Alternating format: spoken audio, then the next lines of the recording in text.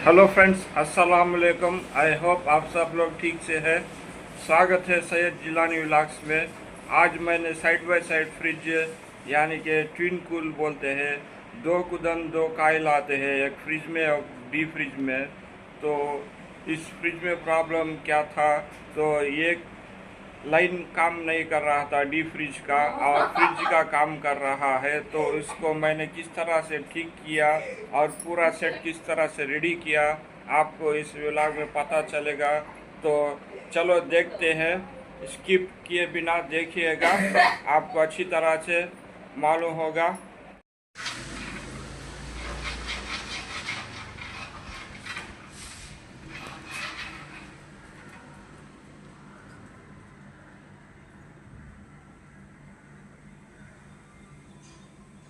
Play.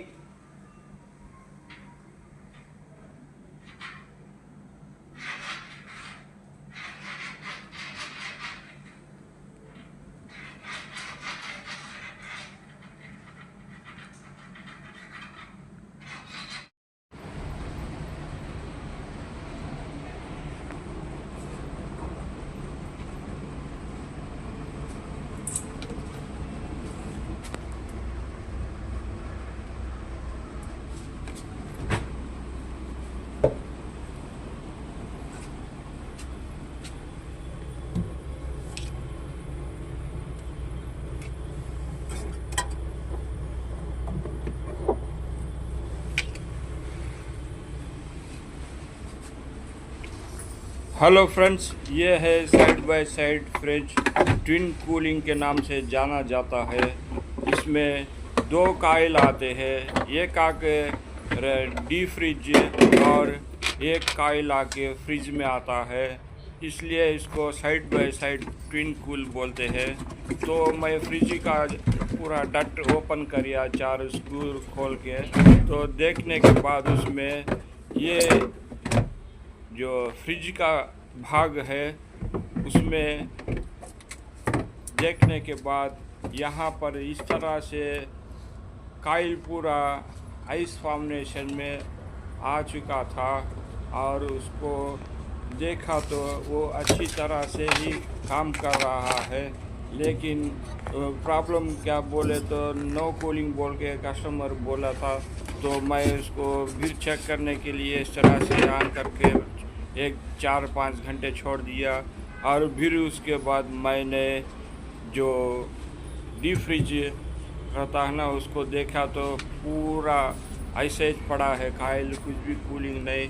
यहाँ पर temperature देखो सिर्फ प्लस में दिखा रहा है, -23 जाकर अंदर का टेम्परेचर 16-18 दिखा रहा है।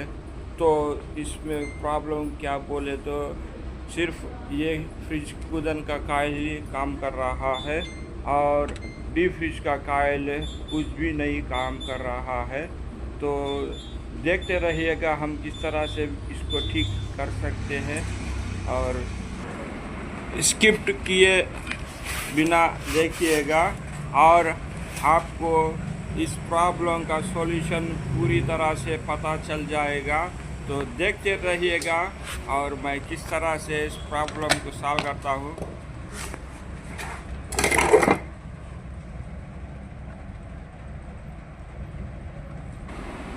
तो फ्रेंड्स, इस twin cooling side by side में दो कैपिलरी आते हैं और एक फिल्टर लाइन जाता है, और उसको हम किस तरह से प्रॉब्लम सॉल्व करने की कोशिश की, तो देखते रहिएगा। और मैं इसको स्क्रू से स्टेप वाल्व बोलते हैं, उसको थोड़ा निकाल लूँगा, यानी कि काम करने के लिए आसानी से काम कर सकते हैं, इसलिए इसको स्क्रू निकाल के साइड में कर लूँगा।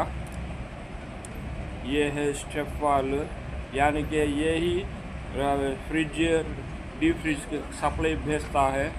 जैसा पानी का वाल रहता ना, ऐसा ये भी स्टेप वाल है, यानी कि गैस लाइन में दो कुदन भी भेजता कट करता है। तो मैंने इसमें का जो फील हुआ है गैस को पूरी तरह से बाहर निकाल लिया।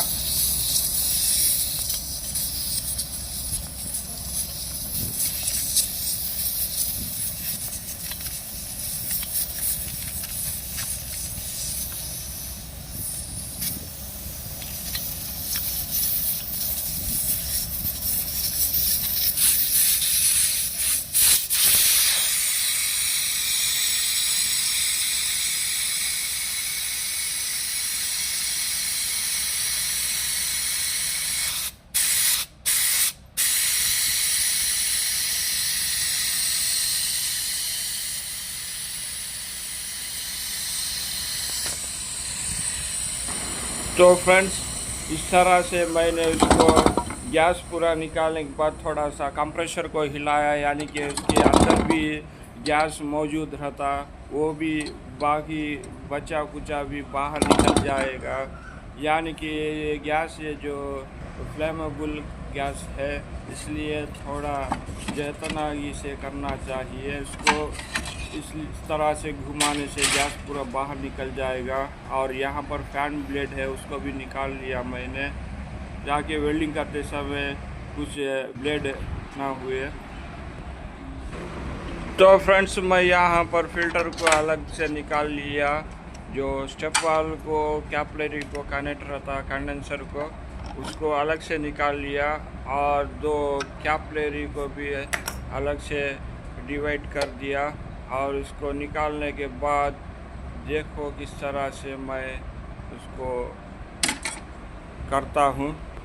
तो इस तरह से हम दो कैपिलरी को ले लेंगे और उसके बाद हम एक वाल पिन वाल को एक कैपिलरी को अच्छी तरह से वेल्ड कर लेंगे। वेल्ड करने के बाद उसको देखो किस तरह से उसको प्रॉब्लम सॉल्व करने की कोशिश करता रहा। आप देखते रहिएगा स्किप किए बिना।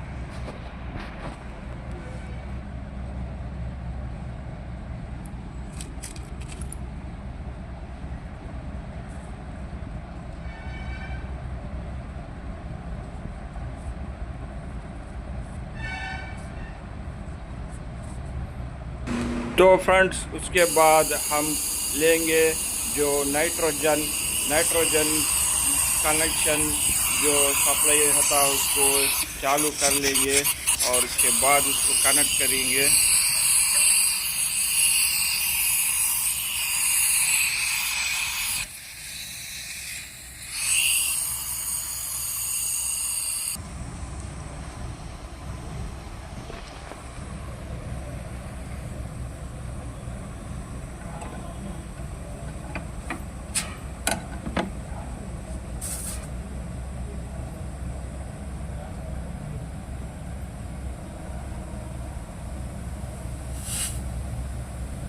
तो फ्रेंड्स, इस तरह से अच्छी तरह से कनेक्ट कर दिया नाइट्रोजन कनेक्शन को। और दूसरी खुदन मैंने सेक्शन पाइप से फ्लश आउट करना शुरू कर दिया।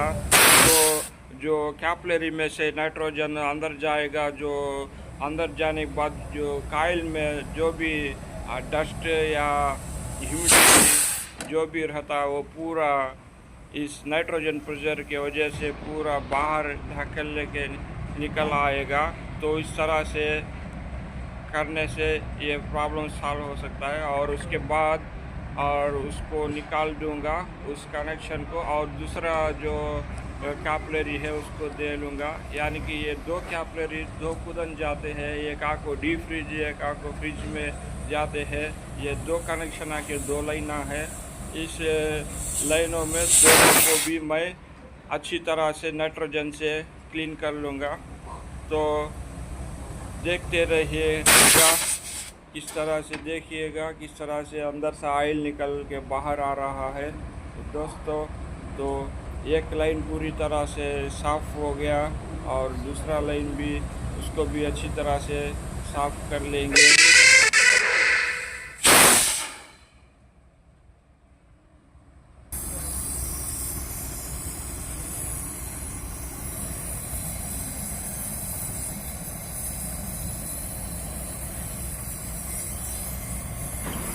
तो फ्रेंड्स, जैसे भी हमने कैपिलरी कनेक्शन निकाल के क्लीन कर लिया, और उसी समय जो कंडेंसर पाइपलाइन रहता उसको भी पिन वाल कनेक्ट करके उसको भी अच्छी तरह से फ्लश आउट कर लेंगे।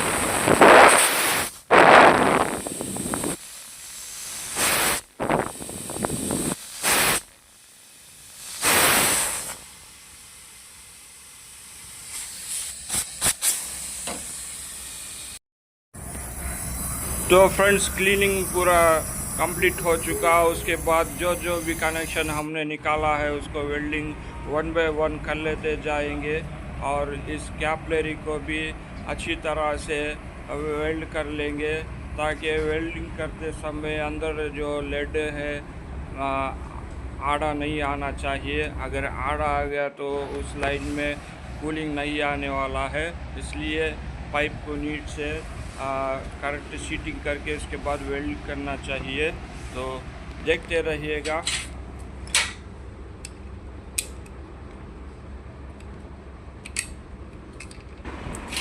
तो फ्रेंड्स यहाँ पर मैंने पूरा कनेक्ट करने के बाद वैक्यूम ले लिया और वैक्यूम को भी इस तरह से कनेक्ट करके जो फ्रिज पर जो फ्रिज का पिन वाला था उसको कनेक्ट करने के बाद इस PSI गेज कनेक्शन करने के बाद इसको वैक्यूम हम पूरी अच्छी तरह से कर लेंगे।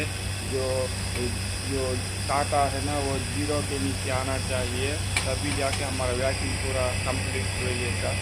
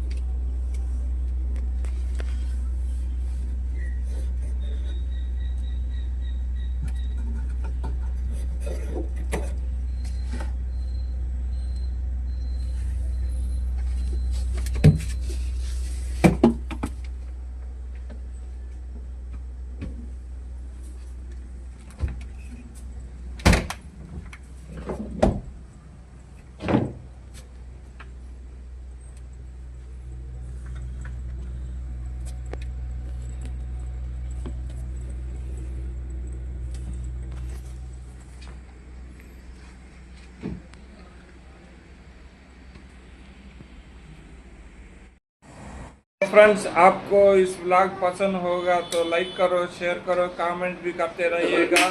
आपके लिए मैं नए नए व्लॉग्स बनाकर डालता रहूँगा। तो फिर मिलते हैं अगले व्लॉग्स में। अस्सलाम वालेकुम, खुदा हाफिज़।